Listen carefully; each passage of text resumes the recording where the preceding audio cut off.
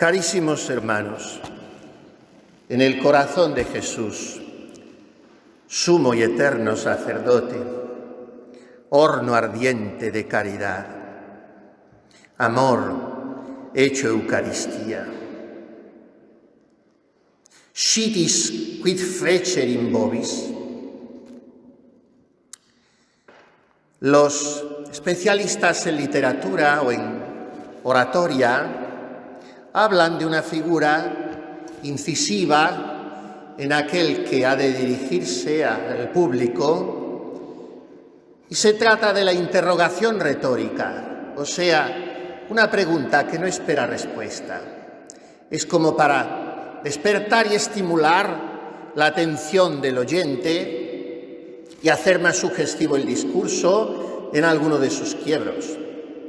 Pues bien, esto es lo que hace aquel hombre absolutamente sorprendente, nimbado de luz y de verdad, amable por todos los conceptos y tan odiado, sin embargo, Jesús de Nazaret. Al terminar de realizar en aquella sala alta arreglada con divanes que había puesto a su disposición algún bienhechor, dice que muy posiblemente la familia del evangelista Marcos, cuyo sería también el huerto de Getsemaní.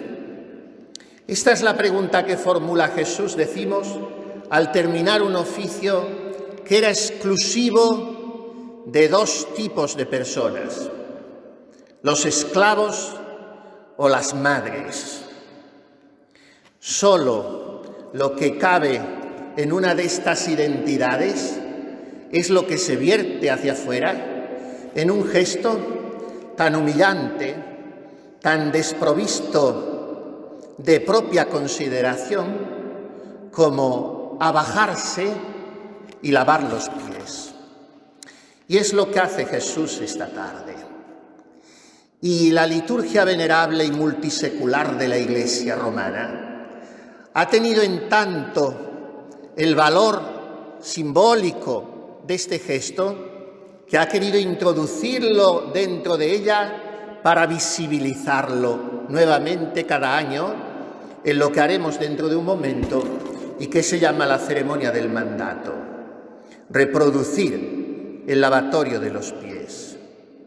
Los apóstoles están absolutamente perplejos, tanto que no son capaces ni de articular una palabra. El que sale siempre especialista en impulsividades y bravatas, que en él son la traducción de una elegancia espiritual muy noble, aunque muy inconstante, como veremos esta misma noche. El que sale al frente es Pedro, y forcejea con la sabiduría increada, como si él supiera más.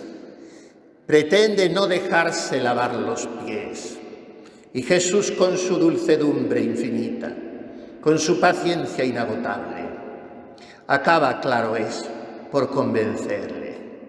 Si se trata de daros ejemplo, se trata de convenceros de que debéis hacer lo mismo entre vosotros.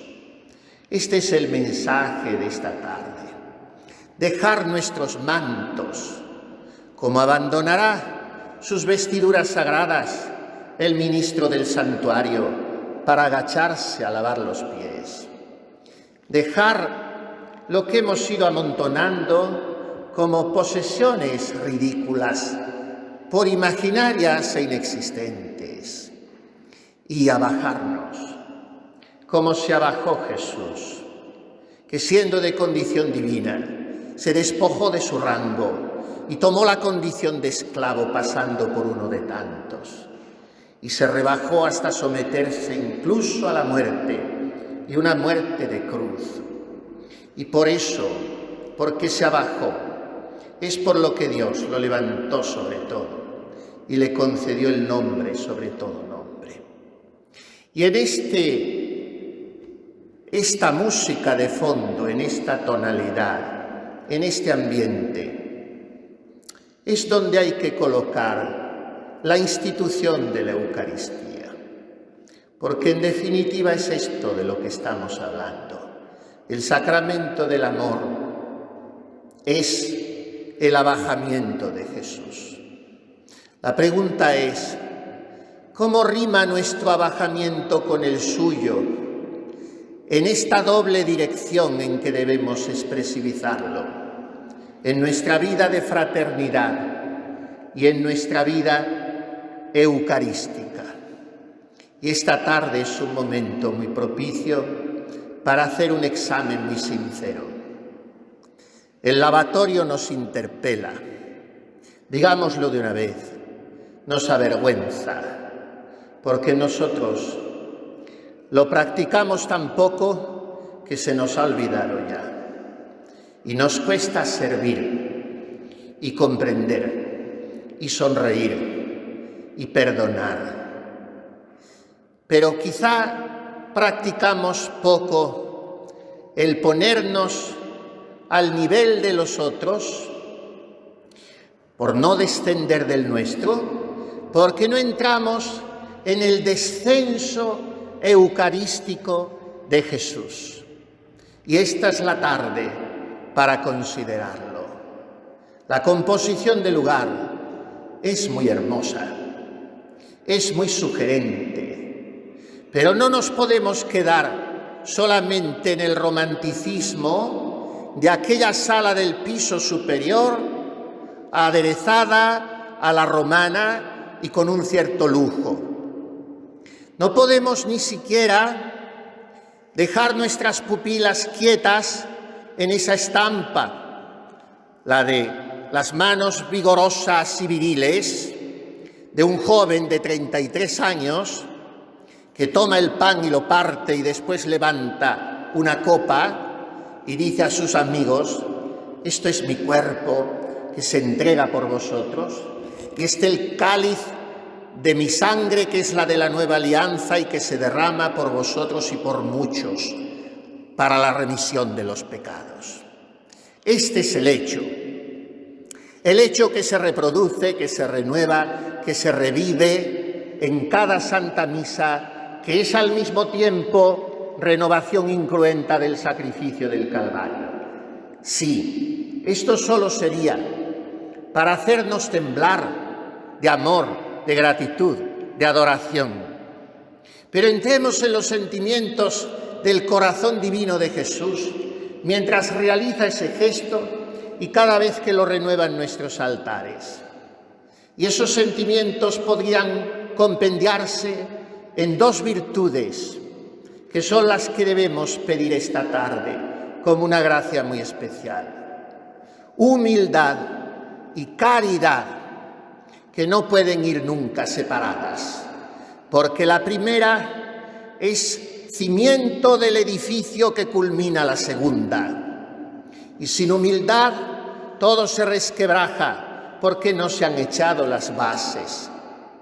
Si no se alza robusto, admirable, ese edificio capaz de resistir a los embates y tempestades, entonces es que no hay caridad. Las dos cosas son las que nos enseña hoy Jesús.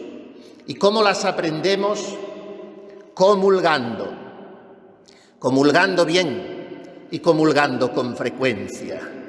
Y teniendo presentes las palabras de escalofrío con que nos ha advertido en su epístola el apóstol de las gentes. En su tiempo se dirigía a los cristianos de Corinto, una ciudad portuaria, con todo lo que ello significa de licencia y libertinaje. Y por lo tanto Pablo sabe muy bien a quién se dirige. Y por eso les dice: me da vergüenza que acudáis a la iglesia como el que va a una fiesta profana, que no distingáis lo sagrado de los banquetes que organizáis en vuestras casas, y que esto se traduzca en que no hagáis aprecio de los pobres, porque no entráis en el corazón del más pobre de todos, que es Jesucristo. Y os voy a recordar lo que él hizo. Y entonces les narra, como hemos escuchado, la institución de la Eucaristía. Y cuando termina de hacerlo, consciente de haber recordado algo de una excelsitud absolutamente sublime, dice a aquellos cristianos de primera hora: tened cuidado, porque cualquiera que coma este pan y beba este cáliz indignamente será reo del cuerpo y la sangre del Señor. Por eso, ¿qué debéis hacer antes de comulgar? Examinad vuestra conciencia.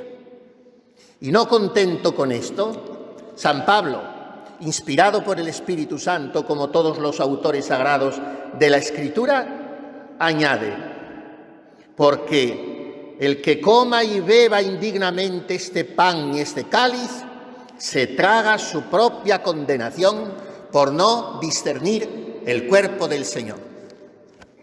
Hermanos, hoy asistimos a una triste minusvalorización de la Eucaristía, producto de la falta de fe que hay en el seno mismo de la Iglesia. Se comulga de cualquier manera, como de cualquier manera se entra y se viste y se habla dentro del templo. Hemos perdido el sentido del sacrum, algo de lo que se lamentó con frecuencia nuestro inolvidable Benedicto XVI y después el cardenal Sara. Y haber perdido este sentido de Dios, ya dijo en su día el venerable Pío XII, nos ha hecho perder el sentido del pecado y caer en un horizontalismo buenista que no es más que fruto del subjetivismo liberal y de esa que llamaba Benedicto XVI también la dictadura del relativismo. Y entonces comulgamos como el que hace cualquier cosa.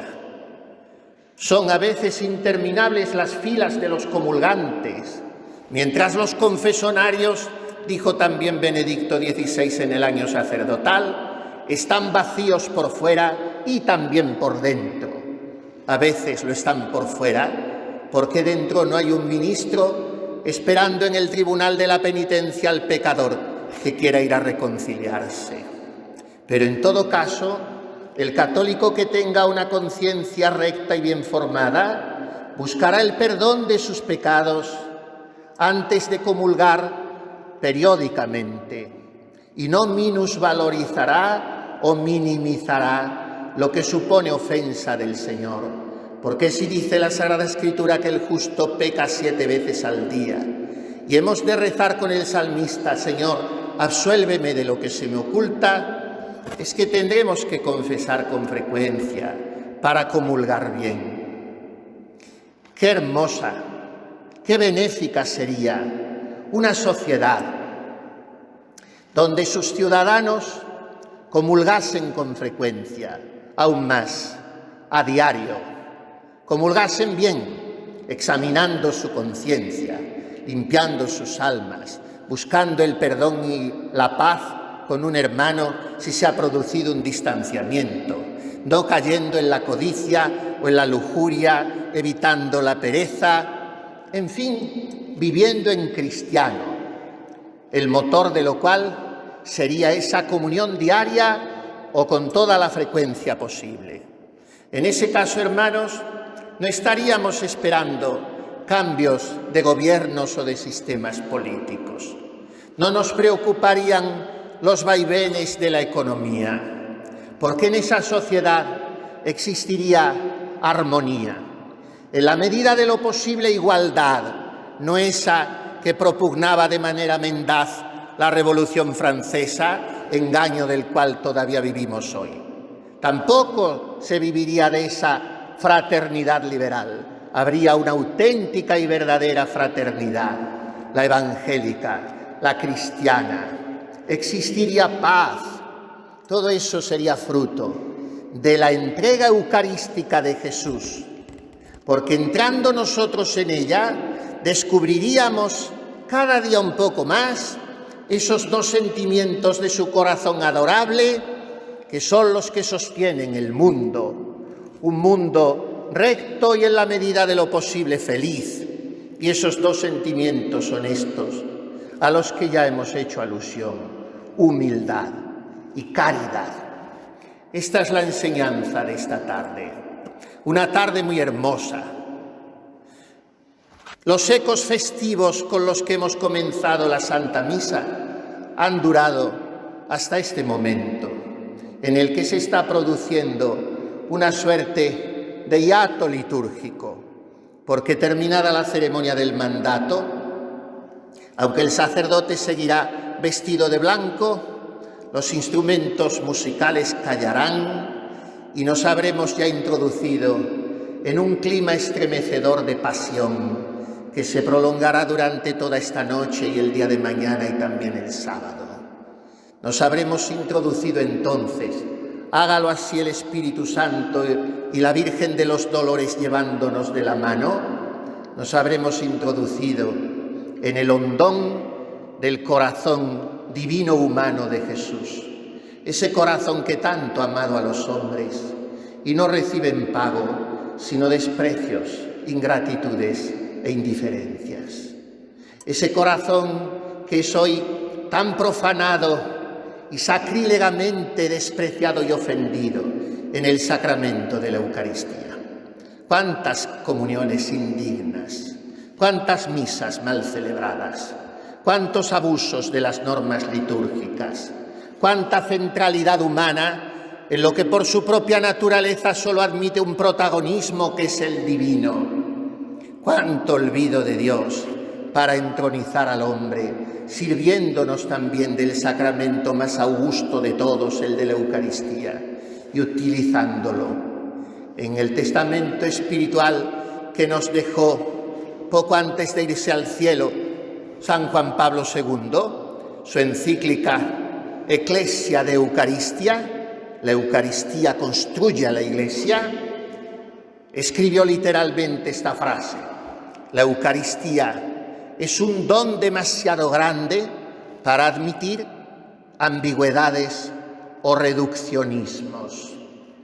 Por tanto, hermanos, no la minimicemos y pidamos esta tarde esta gracia por intercesión de la Santísima Virgen.